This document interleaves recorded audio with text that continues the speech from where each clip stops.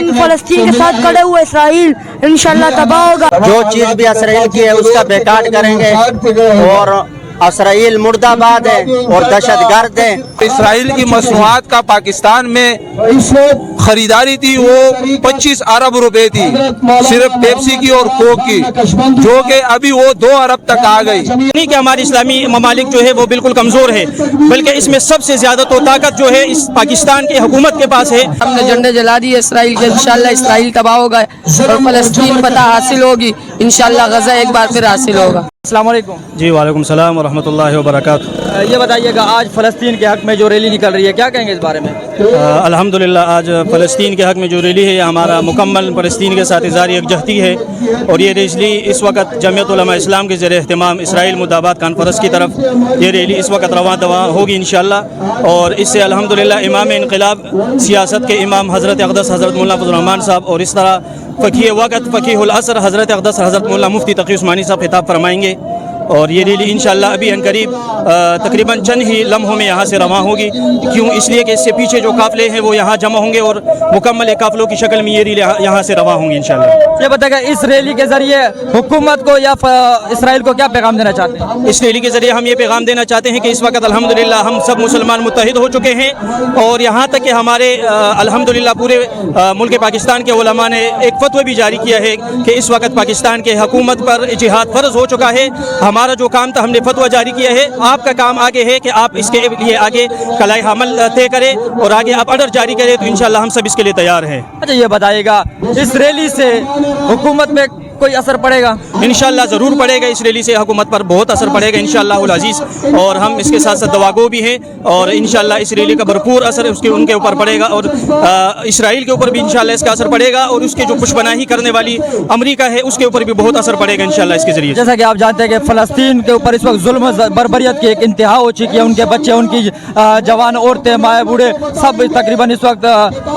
پورا ملک ان لوگوں نے توڑ کے رکھ دیا ہے، تو کیا وجہ ہے کہ ہمارے مسلم ممالک جو ابھی تک اس وجہ سے یہ خاموش ہے؟ بس یہ ایمان کی کمزوری ہے، اور ہمارے مسلم ممالک جو ہے بس کیا کریں، ہم اس حوالے سے تو بے بس ہو چکے ہیں۔ بارہا ہم آواز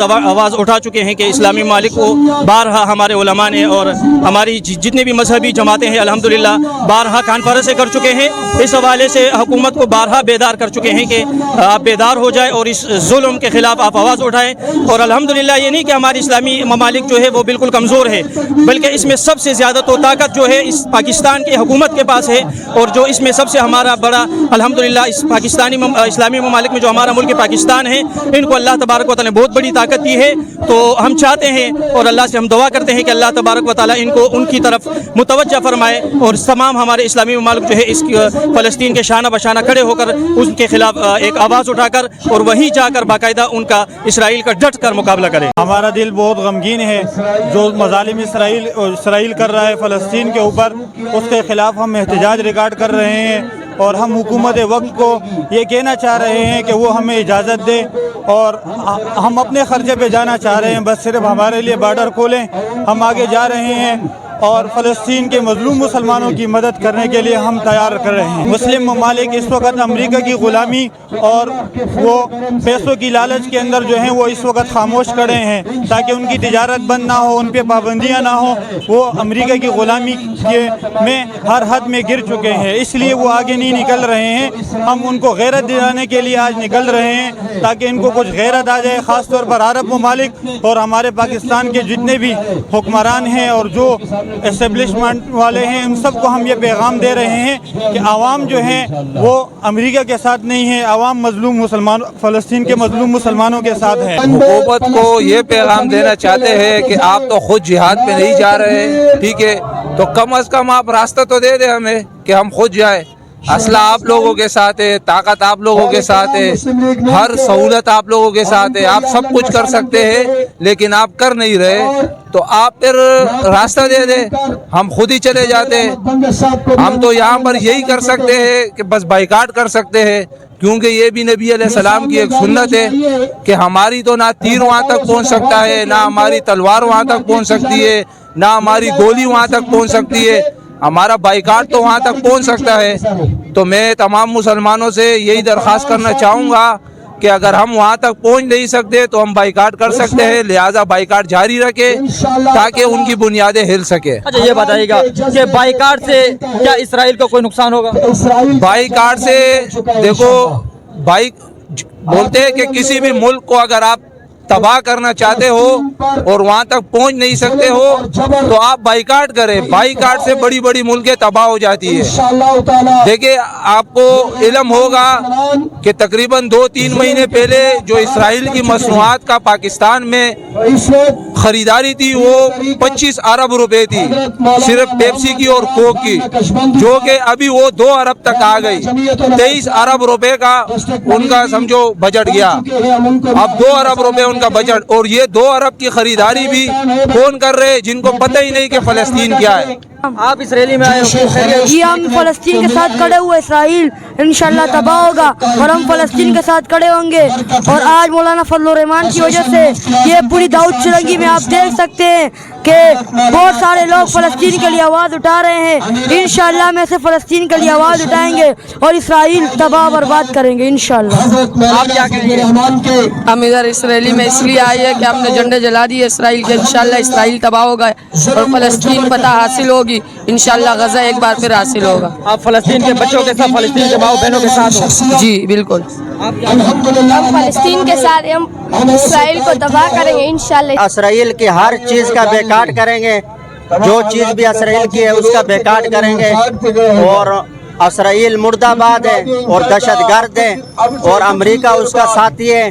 اور جتنے بھی اسرائیل کے ساتھی ہیں سب غدار ہیں۔ اور مولانا فضل الرحمان کی کال پہ،